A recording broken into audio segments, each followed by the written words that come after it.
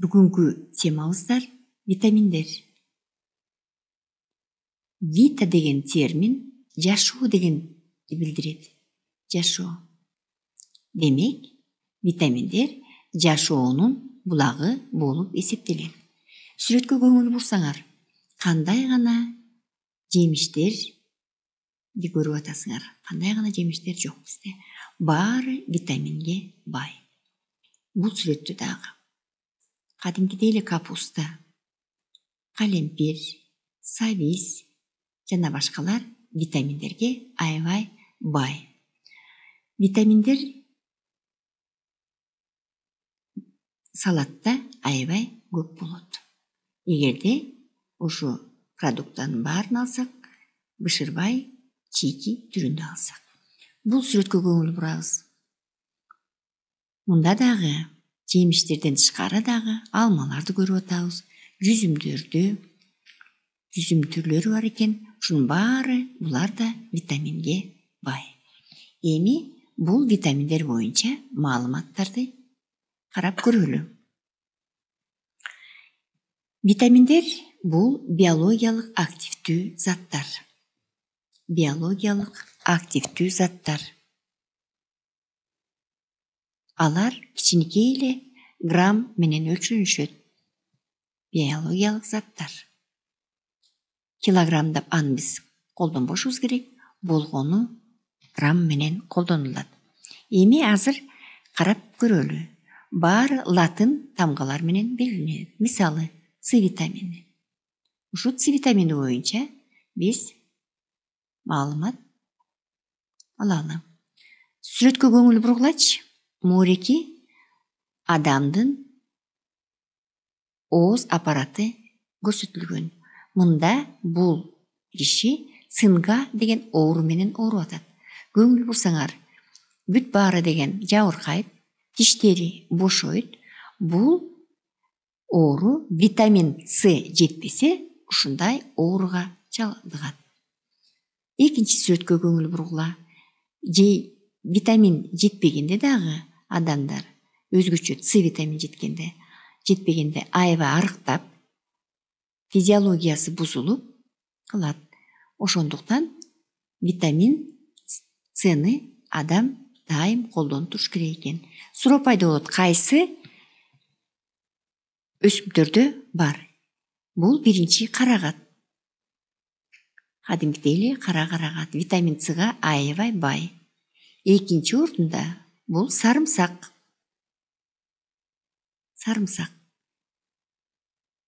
Үчүнчүсү лимондор. Лимон. Цитрустарга кирет болот, билесиңер, лимон. Лимондун жакын тууганы апельсин. Бул да витаминге бай. Апельсин. Пияз. Мына сүрөттө көрүп атасыңар, пияз. Бул дагы С витаминине аябай бай. Чийки жесе эң пайдалуу. Андан тышкары помидор.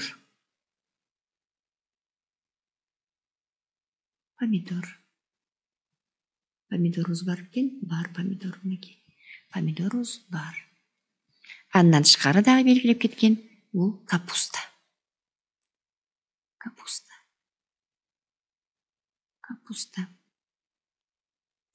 Бул өсүмдөрдүн баары биздин огороддо өсөт. Лимон менен апельсин булар башка жерден, жылуу жерден алынып келинет. Калганын баары бизде бар, Кыргызстанда. Эми дагы бир маанилүү витаминди карап чыгалы. Бул А витамини.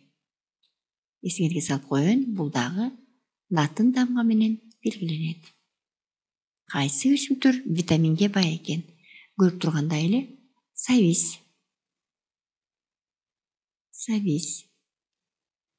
Экинчиси абрикос.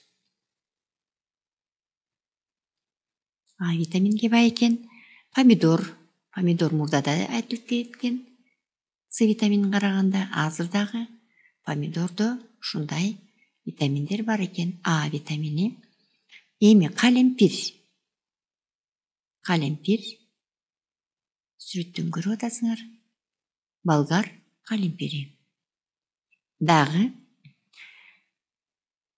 Жанварларда да бар экен. Бул балыктын майы. Балыктын майы. Андан тышкары сүттө көп экен витамин А. Анан боордо, жанвардын боорунда дагы витамин А көп болот экен.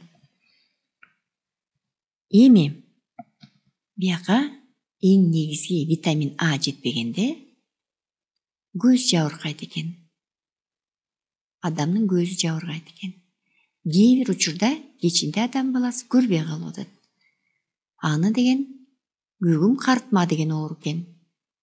Бул витамин А жетпегенде көз жабыркайт экен. Эмкисин карап көрөлү. Эмки витамин Б витамини.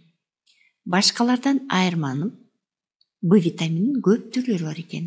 B1, B6,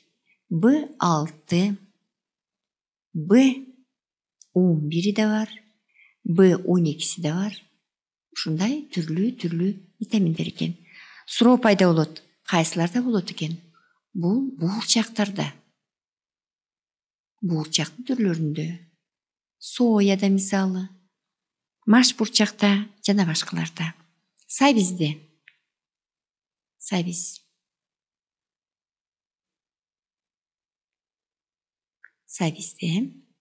Андан тышкары дагы эле капустаны атайбыз.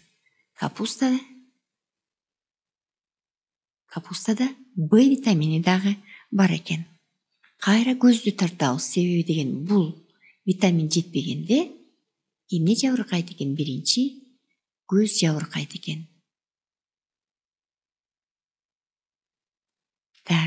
Эмкиси дагы белгилеп кеткендей, бул оптимизм витамини деп аталат экен, Б витамини.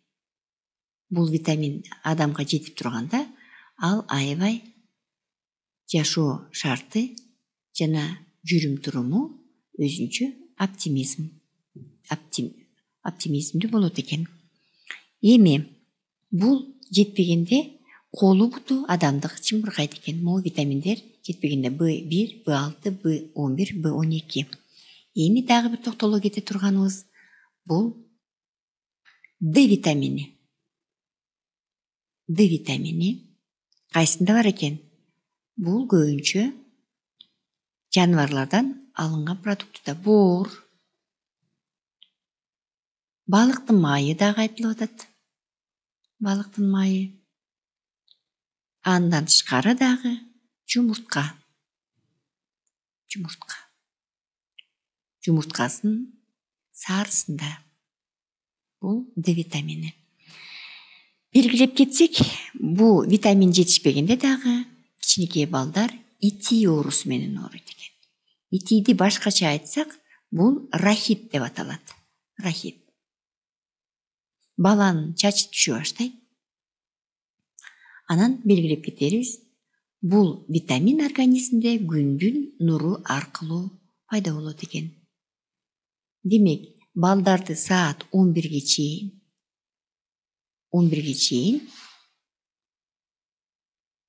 күнгө кактасак, анын организмде D витамини пайда болот экен. Эми белгилеп кетели.